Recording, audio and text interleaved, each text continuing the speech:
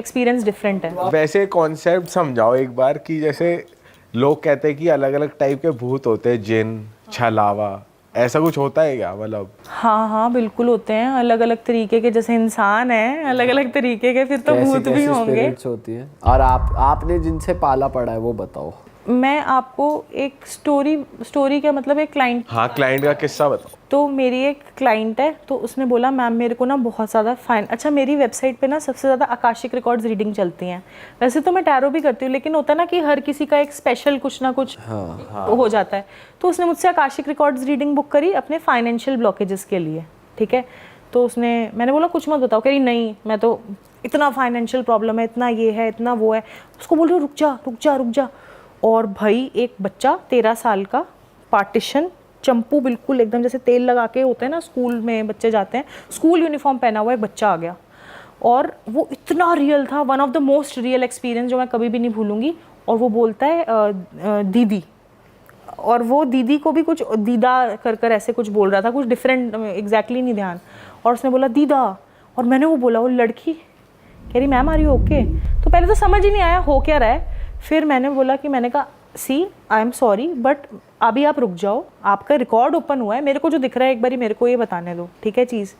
तो वो बच्चा था 13 साल का, और उसने सुसाइड कर ली थी, और उसको बड़ा नंबरों की टेंशन रहती थी, नंबर्स की, कि मेरे स्कूल में नंबर वगैरह नहीं आते।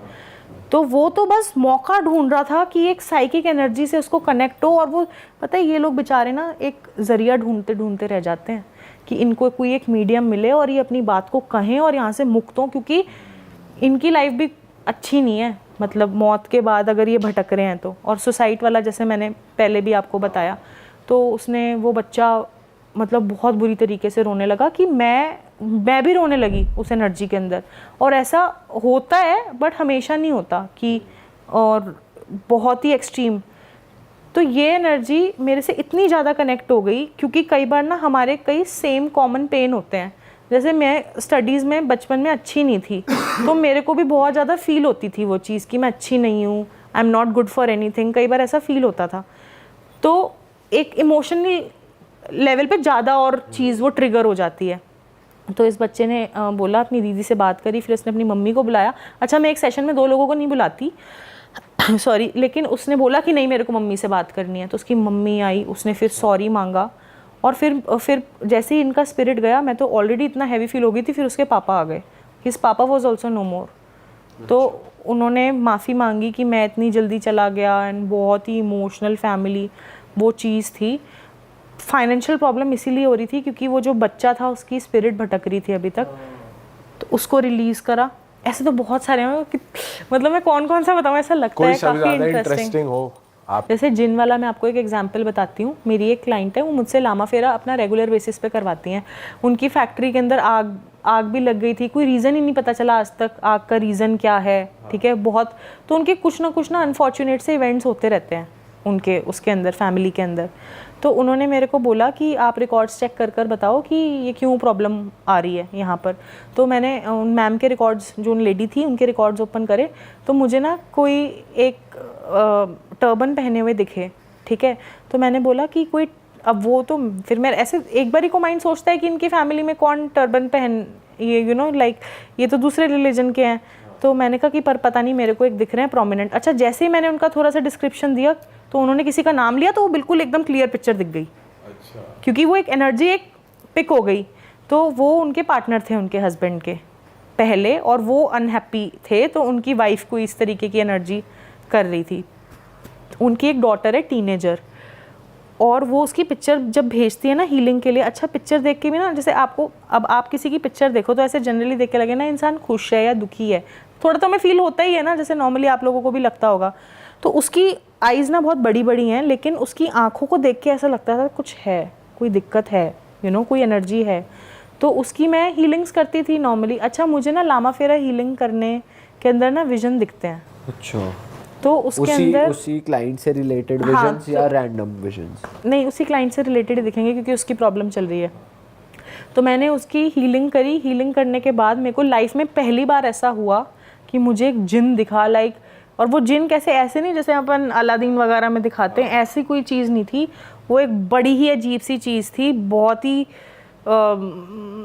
जिसके दांत बिल्कुल ऐसे थे जैसे किसी के घुटके खा खा के दांत नहीं जैसे जिसके ख़राब हो जाते हैं। स्मेल इतनी गंदी आ रही थी उस एनर्जी के अंदर से, ऐसा लग रहा था कि बहुत ही कोई कीचड़ से कोई चीज़ निकली है, लेकिन वो थी ऐसे लंबे में, उसकी जो टेल थी, मतलब हाँ ऐसे देख के लग रहा था। और जैसे हम देखते हैं ना कि एक चिराग होता है और ये होता है, ऐसा कुछ नहीं था कि कोई चिराग से निकल रहा है या वो हमारा।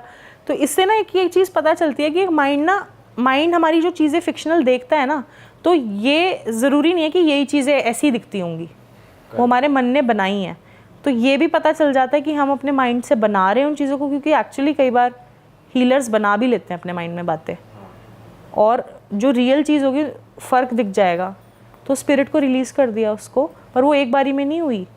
जैसे मैं भी इनको बोल रही थी ना कि 3 बार सेशन होगा ठीक हो जाएगा, उसके कई सेशंस करने पड़े। फिर मैं बाई चांस, मतलब बोलते हैं ना भगवान भी उनको हील करना चाहते थे। अच्छा, लामा फेरा जो होती है ना, वो लॉर्ड बुद्धा की हीलिंग होती है। तो मैं उस टाइम पे दलाई लामा मोनेस्ट्री गई हुई थी मैक्लोडगंज के अंदर, एंड मैंने उनकी मोनेस्ट्री के अंदर बैठकर उनकी बेटी की हीलिंग करी है। और उसके बाद जब चेक कराया, ऑरा स्कैनर एक मशीन होती है, उससे चेक हो जाता है स्पिरिट है कि नहीं है, तो उसमें फिर वो चला गया स्पिरिट। तो ये मशीन के बारे में थोड़ा बताओ, ये कहाँ मिलती है और ये क्या सच में ये जेन्युइन होती है? देखो, ये मैंने तो खुद एक्सपीरियंस करी है, इसलिए मैं आपको बताती हूँ कि जैसे सर दर्द हो रहा है, ठीक है, आपने दवाई खाई, आपको कैसे पता चलेगा दवाई जेन्युइन है कि नहीं? जब सर दर्द ठीक हो जाएगा, ठीक है। लेकिन डॉक्टर भी चेक कर सकते हैं। अगर आपको कोई ब्लड इशू है तो आपको तो हेल्थ वाइज बेटर हो ही रहा है, लेकिन डॉक्टर भी साथ में चेक कर सकते हैं कि रिपोर्ट कैसी आई है। तो एक तरीके से एक रिपोर्ट कार्ड है। जब क्लाइंट आपके पास किसी प्रॉब्लम को लेकर आता है ना, तो एक ना एक मशीन होती है, तांबे की भी होती है, प्लास्टिक की भी होती है, डिफरेंट टाइप की आती है, जो मेरी मम्मी के पास है, मेरी मम्मी करती हैं ये चीज़, ठीक है। तो वो तांबे की एक तरीके से ना ऐसी मशीन होती है, उसके अंदर ना अलग अलग सैंपल्स डाले जाते हैं, बहुत सारे सैंपल्स होते हैं, कम से कम। किस चीज़ के? प्रॉब्लम के, जैसे कि डिफरेंट, जो भी लाइफ में डिफरेंट, किसी की फाइनेंशियल हो गए, चक्रा हो गए, काल सर्प दोष हो गया, मैरिज इशू हो गया, डिवोर्स इशू, कुछ भी, उसमें सैंपल लगते जाते हैं। अच्छा, कॉमन ज़्यादातर जो सैंपल्स वो यूज़ होते हैं वो यही होता है, PY energy, black magic energy, ऊपरी एनर्जी, लोग ज़्यादातर यही वाला करवाते हैं कॉमन। तो इससे चेक हो गया कितने % इस पर कैसी एनर्जी है, ठीक है। अब मैंने उसकी करी हीलिंग, और उसको बोला साथ में आप भी हनुमान चालीसा करो, या जैसे मेरा कोई कैथोलिक क्लाइंट है तो उसको दूसरी तरीके की प्रेयर्स दे दी, कोई मुस्लिम क्लाइंट है तो उसको दूसरे तरीके की प्रेयर्स दे दी। अब सबकी आ गई हैं, पता है। एक्चुअली पहले तो मुझे हिंदुज़म का ही पता था, बट धीरे धीरे करके इतने स्टूडेंट्स टच के अंदर आए, और पता है असर भी वो चीज़ करती है अगर आप अपने रिलीजन के अंदर बिलीव करते हो ना। अभी जैसे कोई मुस्लिम है, मैं उसको बोलूँ हिंदू वाली प्रेयर कर, वो उसको उतने मन से नहीं कर पाएगा, एंड वाइसा वर्सा, है ना। तो आप भी साथ में प्रेयर करो, मैं भी साथ में हीलिंग करती हूँ, एंड हीलिंग्स के बाद देखते हैं क्या रिजल्ट आया। उसके बाद फिर से हम चेक करते हैं और उसके अंदर पता चल जाता है कि हाँ। और अगर आप उसको अनटच रखोगे उस चीज़ को, तो वो एज इट इज़ ही रहेगी, उसके अंदर कोई चेंज नहीं होगा। अच्छा मैम, अब थोड़ा सा उसकी बात करते हैं, पास्ट लाइफ के बारे में। ये बहुत इंटरेस्टिंग टॉपिक है, हमने पहले इस बारे में बात कर रखी है पॉडकास्ट में, बट बहुत डीपली नहीं गए। सिंस आपने बताया कि आपका ये जो आप मीडियमशिप करते हैं आपको पास्ट लाइफ से इनहेरिट हुआ था, पहले भी आप करते थे ना, यू सीन इट राइट। तो उस बारे में बताओ थोड़ा, आप वो कैसे प्रैक्टिस करते हो, and how sure are you कि ये वही एग्जैक्टली मुझे वहीं से आया है? देखो, मैं तो वेरी श्योर हूँ, ठीक है। okay. क्योंकि जैसे हमें पता है हमारे मम्मी पापा कौन है, इतनी श्योर हूँ मैं, ठीक है। क्यों हूँ, वो भी एक बहुत बड़ा रीज़न है इसको लेकर। देखो, एक तो ना होता है जब आपको फीडबैक्स और लोग भी दे रहे हैं, ठीक है, वो बिल्कुल सही बता रहे हो, वो इंसान कैसा दिख रहा है वो भी पता चल रहा है उसकी। किसी के एक अंकल ना पैरालाइज रहते थे, ठीक है, जस्ट डिफरेंट है, तो ये चीज़ पर आ गई। तो वो जब आए ना अंकल, मतलब उनकी डेथ हो चुकी थी, और जब वो आए उसके अंदर, तो उन्होंने आशीर्वाद दिया उसको, ठीक है। और मेरे को नहीं पता उनका कौन सा हैंड पैरालाइज था, वो मेरे को ध्यान नहीं, लेकिन वो उन्होंने ऐसे ऐसे ऐसे ऐसे उठाकर अपने हैंड को, और मैंने जब उस लड़की को बताया, शी वॉज लाइक, जिसको बोलते हैं ना बंदा मंत्रमुग्ध हो जाता है एकदम कि ये इसको कैसे पता। या किसी की दादी हैं, ठीक है, वो इस तरीके से दोनों साइड नथ पहनती थी, मतलब। तो एक तो है इस पे ट्रस्ट कैसे मेरे को खुद बना, क्योंकि एक तो वर्ड ऑफ माउथ मेरे क्लाइंट का ही, वो कह रहे हैं आप सही बता रहे हो, आप सही बता रहे हो, ठीक है। और जब मैंने वो चीज़ों को अपनी लाइफ से कनेक्टेड फील हुआ, मेरी एक पास्ट लाइफ के अंदर ना, मैं फसलें देख के बताती थी कि उगेगी कि नहीं उगेगी, ये चीज़ उपजाऊ होगी नहीं होगी, ये चीज़ वेदर कैसा रहेगा, अपने पास तो है ना मोबाइल के अंदर सब कुछ, हम भी देखते हैं कि वेदर कैसा होगा, पर तब के टाइम पे लोग भी मतलब कई लोगों के पास ऐसी स्पेशल चीज़ें होती थी। अब मंदिर के अंदर भी पुजारी होते ही हैं, तो उनके कुछ उनके होंगे ना उनकी, कि उनको ये वाला फील्ड क्यों मिला, कुछ ना कुछ उनको भगवान की। और वृंदावन में जो पुजारी हैं उनको मतलब लोग कितना लकी मानते हैं खुद को कि उनको से। तो इसी तरीके से ना मेरा भी ये एनर्जी के अंदर मैं कैसे हूँ, कैसे आई, तो मेरे को बड़ा, जैसे कई लोग इसको बोलते हैं सोल पर्पस रीडिंग, कि आपके सोल का पर्पस क्या है। तो मेरे को तो ऐसा लगता था यार मेरे सोल का ना पर्पस है कुत्तों को बचाना, कुत्तों को हील करना। जेन्युइन बता रही हूँ आपको, मैंने बहुत डॉगीज़ को वो करा है, सेव करा है, रेस्क्यू करा है। अब ये मेरे मन का भाव था कि मेरा ये पर्पस है लाइफ का, ठीक है, बट ऐसा नहीं आया उस रीडिंग के अंदर। मेरे लाइफ के अंदर का जो पर्पस है, जो ग्रीविंग सोल्स हैं स्पेशली, अब इतनी बार तो मैंने वर्ड सोसाइटी मेंशन कर दिया, आप देखना इसके अंदर क्यों, क्योंकि पता नहीं उसी तरीके के मेरे को ज़्यादा आते हैं हेल्प मांगने के लिए, ठीक है। तो मैंने जाना कि यार क्यों, why am I doing it, मैंने पूछा अपने रिकॉर्ड्स के अंदर, तो बहुत लाइफ टाइम ऐसे चल, मतलब ना एक ऐसा होता है ना विजन, साइकेडेलिक म्यूजिक सुना है कभी आपने, उसके अंदर चलती चली जाती हैं, या फिर जो लोग माल वाल फूकते हैं वो कैसा फील करते हैं, तो एक उसी तरीके की फीलिंग आती है उस टाइम पे। तो आपका तो जनरेशन टू जनरेशन सेम ही। मेरा पर्सनल, मैं अपने सोल लेवल पे मैं ये चीज़ कर रही हूँ, लेकिन जैसे मैं आपको कह रही हूँ कि ये मेरे को इस लाइफ टाइम में तो मेरी ग्रैंडफादर या मदर से नहीं पास हुई, क्योंकि ये बिल्कुल डिफरेंट चीज़ है। पर आप क्लाइंट्स के साथ कैसे करते हो पास्ट लाइफ, उसकी भी कुछ प्रैक्टिसेस है, कुछ मंत्रास है? डिफरेंट प्रैक्टिसेस हैं, ठीक है। जैसे एक जो सबसे सॉरी मैं कट कर रहा हूँ, क्या ये हर किसी के साथ पॉसिबल है कि हर किसी, क्या कोई ऐसा भी है जिसकी पास्ट लाइफ थी नहीं फर्स्ट लाइफ? और इसमें एक और चीज़ ऐड कर रहा हूँ मैं कि अगर पास्ट लाइफ के बारे में अगर किसी क्लाइंट ने बोला कि मुझे अपनी पास्ट लाइफ देखनी है, तो उनका मोटिव मेनली क्या होता है? अपने बैड कर्मा जो उन्होंने पहले करे हैं उसकी रिकवरी के लिए आपसे पूछते हैं, या फिर मेन मोटिव क्या रहता है पास्ट लाइफ जानने का, या सिर्फ वैसे ही जानते हैं पास्ट लाइफ? देखो मोस्टली तो लोग कोई रीज़न से ही जानते हैं। जैसे मेरी तरीके से कोई हो गया, आपकी तरीके से कोई क्यूरियोसिटी वाला बंदे बहुत कम आते हैं कि ऐसे ही जानना है रैंडमली। मतलब मेनली लोगों का होगा कि हमारा 2 डिवोर्स हो चुके हैं, 1 डिवोर्स हो चुका है, बॉयफ्रेंड बार बार छोड़कर चला जाता है, ये पैटर्न्स क्यों रिपीट हो रहे हैं, फाइनेंशियल की दिक्कत रहती है, बेबी नहीं होता, कोई भी डिफरेंट रीज़न, तो उनको जानना है क्यों होता है, ये इशू क्यों आ रहा है मेरे को। जिसको बोलते हैं ना कि जब साइंस भी एक तरीके से नहीं जवाब दे पाती आपको किसी चीज़ का, उस टाइम पे जिसको जब डॉक्टर भी बोलते हैं ना दवा नहीं अब दुआ की ज़रूरत है, तो उस टाइम पे लोग हमारे पास आते हैं। पिछले जन्म में कुछ गलत काम किए होंगे तो उन्हें लगता है इसलिए। ज़रूरी नहीं है कि उन्होंने गलत काम किया हो, ऐसा हर बार नहीं हो सकता ज़रूरी। ये भी हो सकता है कि अब ये भी मतलब बड़ा डिफरेंट इसके अंदर होता है कि कई बार तो ऐसा होता है कि उन्होंने किसी को मार दिया, ये कर दिया, वो कर दिया, ऐसे। कई बार ये हो सकता है कि कोई उनसे बदला ले रहा है इस लाइफ टाइम के अंदर। जैसे मेरी एक क्लाइंट के साथ हुआ था कि उसका करियर अच्छा चल रहा था बहुत ज़्यादा, एकदम से करियर उसका बहुत बुरा हो गया, तो वो एक लड़के से मिली, ठीक है, वो लड़का भी इसी फील्ड के अंदर था, और वो लड़का, उसका मैं प्रोफेशन नहीं बताऊंगी पर्टिकुलरली क्या था, लेकिन इसी फील्ड के अंदर आप समझ जाओ, ठीक है। और वो दोनों ना मटके टाइप बेचते थे, और ये लड़की के मटके ज़्यादा बिकते थे, और उस बंदे के मटके नहीं बिकते थे उसके, हाँ उसके नहीं बिकते थे। तो उसको ना बड़ा गुस्सा आता था कि ये कैसे, इसके क्यों। पर वो जब बनाती थी ना बड़े स्पिरिचुअली भजन कर कर प्यार से बनाती थी, और ये बड़ी नेगेटिव एनर्जी से बनाता था। तो इसने क्या करा, उसके सारे वो फोड़ दिए, और वो मर भी गई लेडी वहाँ पर, सब कुछ कर दिया, और उसने उसका नाम जैसे उसका फेमस नाम अपने ऊपर ले लिया कि मैं इसका समवॉट हूँ। पर उस आत्मा को चैन नहीं पड़ी, उस दुष्ट आत्मा को, वो इस लाइफ टाइम में भी उसके पीछे पड़ा हुआ है। तो कई बार तो सोल सफ़र भी करता रहता है, ऐसा भी हो सकता है। अच्छा एक बताओ, जैसे ब्लैक मैजिक हो गया किसी पे, यार हमने इससे पहले ना हमने वो वाली बात नहीं करी कि आप प्रैक्टिस कैसे करते हैं? कोई क्लाइंट पास्ट लाइफ में कैसे जाते हैं? बहुत सारे तरीके हैं, ठीक है इसके, लेकिन जो मैं करती हूँ वो है ऑटो राइटिंग के थ्रू, या फिर आकाशिक रिकॉर्ड्स के थ्रू, या फिर मरकबा के थ्रू। अब ये जो मरकबा है सुनने में बड़ा फैंसी सा लगता है, लेकिन ये एक ऐसी स्टेट होती है, सबसे क्रेजी चीज़ जो मैं करती हूँ, मैं ये बताती हूँ। मैं यहाँ पे बैठी हूँ, ठीक है, मेरी आत्मा मेरी बॉडी छोड़ के चली जाती है, और ये इतना खतरनाक काम है, मतलब ये मैं सिखाती नहीं हूँ इसीलिए किसी को, ठीक है। मेरे को कई लोगों ने बोला आप इसको सिखाओ, नहीं, मैं अपनी बॉडी को छोड़ के चली गई और मेरा स्पिरिट घूम रहा है। Astral travel exactly. और इस टाइम पे अगर किसी ने दरवाज़ा खोल के मुझे हिला दिया, काम खत्म, काम खत्म। कहीं पे भी जहाँ पे भी होगा वहाँ पे भी लॉक हो सकता है। ओह, तो ये सब ये आप बेसिकली जानने के लिए कि ये कहाँ से आया है, वो ट्रैवल करके जाती है आपकी स्पिरिट की इंफॉर्मेशन लेने के लिए? अब देखो, पहले ऐसा होता था कि इन्फॉर्मेशन लेने के लिए जाती है, अब लर्निंग्स के लिए जाती है। ठीक है, कि हम सब डिफरेंट कोर्सेज करते हैं, कोई फोटोग्राफी का, कोई मेकअप का। अब इस लाइफ टाइम में आप किसी से टैरो सीखोगे या कुछ ऐसा भी हो सकता है, लेकिन कुछ चीज़ें ना आप ऐसी एनर्जी से सीखोगे जो अर्थ पे हैं ही नहीं, वो भी आप इसके अंदर सीख कर आ सकते हो, चीज़ें पता कर आ सकते हो जो बहुत ही मिस्टीरियस हैं, जिसका किसी को पता ही नहीं है।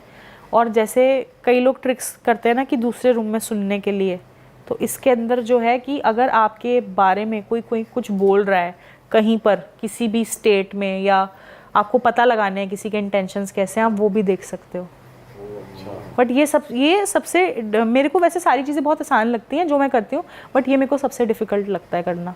तो आपने वैसे किया है इतना दूर तक एस्ट्रल ट्रैवल? मैंने, हाँ, एस्ट्रल ट्रैवल करा है।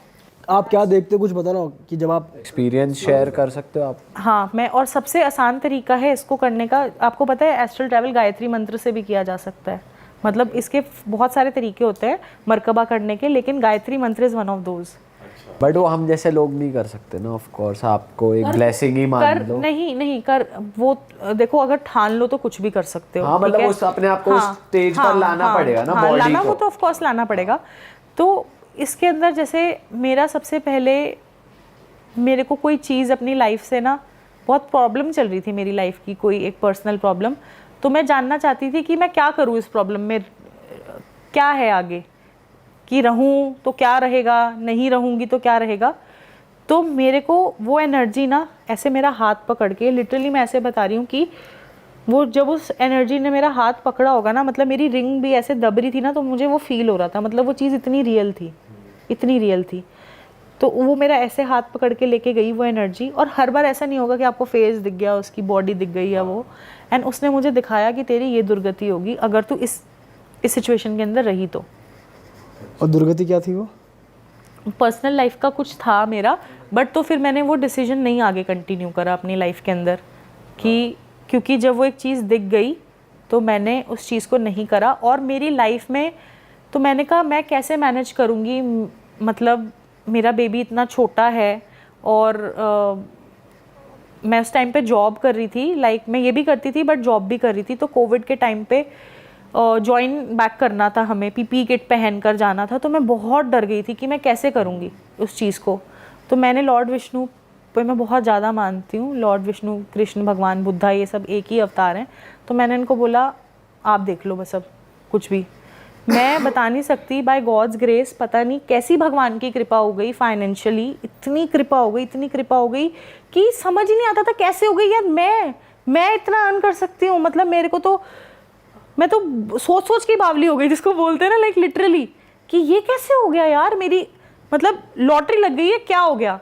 पर वो मेरे को ना भगवान हिम्मत दे रहे थे कि देख, अपनी दुर्गति कराने से अच्छा है हम तेरे को फाइनेंशियली हेल्प कर रहे हैं, बट तू इस सिचुएशन से निकल जा। और फिर मैं उस सिचुएशन से निकल गई, क्योंकि आज के टाइम में फाइनेंशियली तो, फाइनेंस के बिना तो कुछ नहीं होता जल्दी से, पैसा बोलता है। तो ma'am before we wrap up, हमने एक ऑटो राइटिंग एक कॉन्सेप्ट जो आप प्रैक्टिस करते हो वो रह गया, तो मैं चाहता हूँ आप शॉर्ट में ऑडियंस को समझा दो वो क्या होता है और कैसे होता है। तो ऑटो राइटिंग का जैसे नाम से पता चलता है, ऑटोमेटिक राइटिंग, कोई चीज़ खुद से लिखना। अच्छा, आपने सुना है ओजुआ बोर्ड वगैरह के? हाँ जी, हाँ जी, हाँ जी, है ना।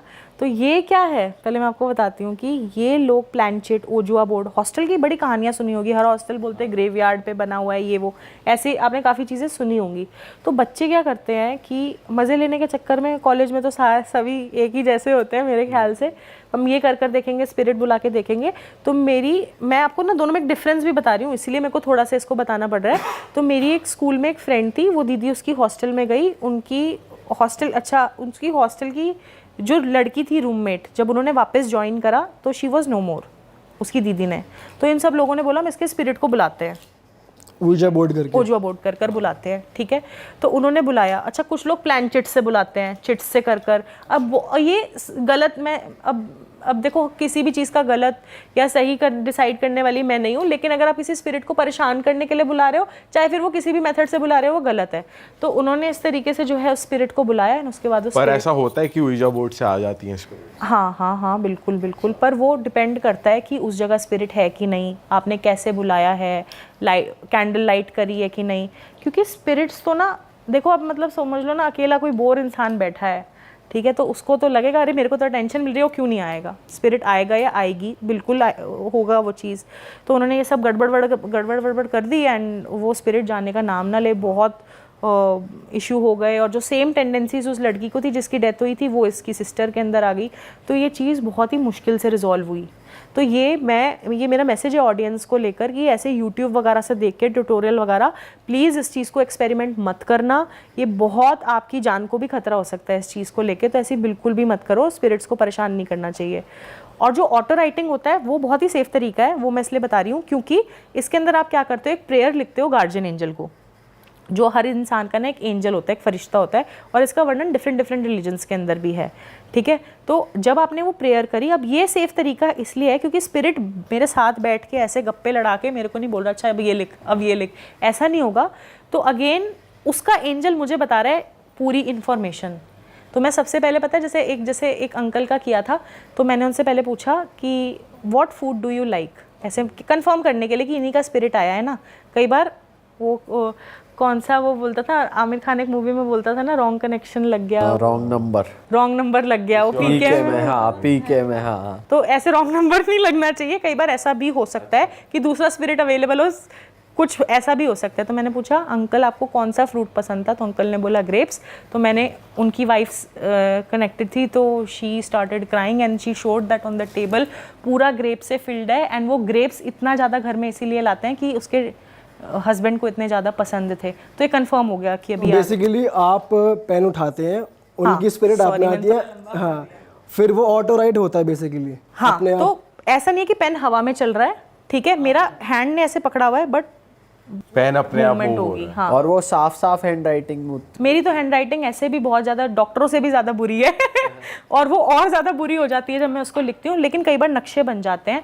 और सबसे इंटरेस्टिंग जो अब तक की चीज़ हुई है मेरे साथ ऑटो राइटिंग में, वो ये हुई है, जिस टाइम पे मैं ऑटो राइटिंग सीख रही थी ना, तो उस बैच के अंदर किसी गर्ल का ये हुआ होगा, मिसकैरेज या अबॉर्शन हुआ होगा, ठीक है। तो अब मैं, क्योंकि मैं तो साइकिक मीडियम ऑलरेडी हूँ, तो मैं अच्छा, पेन को भी ना एक पर्टिकुलर वे से चार्ज करा जाता है उस कॉपी को लेकर। तो वो जो पेन लिया मैंने, ठीक है, तो अब वो पढ़ा रही है, टीचर मेरी पढ़ा रही है उस चीज़ को, और मेरे हाथ में एक पेन है और मैं क्या कर रही हूँ,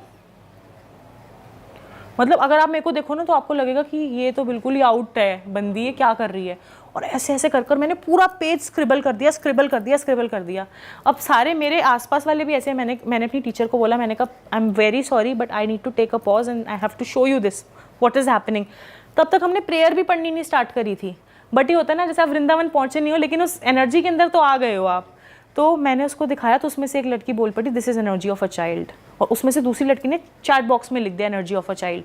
और जो सबसे पहले चीज़ ड्रॉ हुई थी ना, वो एक बेबी का वूम जैसा ड्रॉ हुआ था। और पता है वो लिख क्यों नहीं पा रहा था स्पिरिट, क्योंकि उसको लिखना जानता ही नहीं था, वो तो बच्चे का स्पिरिट था और अनबॉर्न बेबी का स्पिरिट था। वो ये बोल रहा था कि मम्मा आपने मेरे साथ बहुत गलत करा है, उसको हमने डिकोड करा और मेरे को मुक्त कर दो। और फिर हमने उस स्पिरिट को, मतलब उसने मेरे को बताया कि इसको रिलीज़ करने का क्या तरीका है, फिर मैंने उस स्पिरिट को रिलीज़ करा। ये इसको करके तो मैं भी डर गई थी, और फिर मैंने उस पेज को ना फोल्ड करा, और फिर मैंने उसको बहुत ब्लेसिंग्स दी उस बच्चे को, उस बेबी को, क्योंकि उसको ये फील हो रहा था कि मेरी मम्मा ने मेरे साथ ऐसा क्यों किया है। तो और वो मेरी बड़ी बहन को प्यार मिल रहा है उसी घर में, तो मुझे क्यों नहीं मिल रहा। तो उस बच्चे को बहुत बुरा फील हो रहा था, क्योंकि वो तो प्रिपेयर्ड था दुनिया में आने के लिए। तो अच्छा, आपका कोई इंस्टीट्यूट है जहाँ पे आप अपने स्टूडेंट्स को पढ़ाते हो, या फिर आप ऑनलाइन लेक्चर्स लेते हो, कैसे करते हो आप? तो टैरो ट्री ऑफ लाइफ के नाम से, tarot tree of life academy के नाम से मेरा रजिस्टर्ड एक तरीके से ऑनलाइन ही है सब कुछ ही। तो उसके अंदर मैं 35+ मोडालिटी सिखाती हूँ, एंड अब तक कम से कम 25,000 से ज़्यादा स्टूडेंट्स ऑनलाइन लाइव कोर्सेज सीख चुके हैं। एंड जो फॉरवर्ड वाले कोर्सेज प्री रिकॉर्डेड वाले बने हुए, उसका तो काउंट नहीं है ऐसे सच, वो भी बहुत लोग हैं, पर वो प्री रिकॉर्डेड वाले हैं, बट फील तो 1-on-1 में ज़्यादा आती है। अच्छा, आपकी वैसे फीस क्या रहती है जनरली ऑडियंस? हाँ, तो जिस सेशंस के बारे में आज हमने बात करी, तो ये 5000 रुपीज़ हाफ एन आवर का सेशन अराउंड होता है, जैसे 5200 या टैक्सेस कुछ इस तरीके से होता है। और 45 मिनट का सेशन है तो थोड़ी उसकी फ़ीस और बढ़ जाती है। बट मैं आपको बताती हूँ कि मेरा हमेशा एम था कि मैं फ़ीस इतनी नहीं करूँ, मैं आपको जेन्युइन बात बता रही हूँ। बट मेरे को क्यों ये करनी पड़ी, क्योंकि इसमें इतनी ज़्यादा एनर्जी जाती है, एक्सट्रीम एनर्जी जाती है, और आपका पूरा दिन ना फिर ऐसा हो जाता है जैसे आप में से अगर कोई ड्रिंक करता होगा तो अगले दिन कैसे पास आउट पड़े होते हो ना, हैंगओवर, सही कह रहे हो। ऐसी एनर्जी हो जाती है। अरे वाह, आपने ये वीडियो यहाँ तक देख ली भाई, तुमने हमारी मेहनत सफल कर दिया। तुम ही लोग हो असली रियल हिट। और अगर आपको बहुत मज़ा आ रहा है ऐसी क्लिप्स में, ऐसी वीडियोस में, तो फटाफट जाइए प्लेलिस्ट पे बिंज वॉच कीजिए, सारी वीडियोस देख डालो और मौज काटो। That is it. हम मिलेंगे नए पॉडकास्ट में, नई क्लिप में। Till then bye bye, see you, take care, do subscribe. Best of real talk online. Okay, bye bye.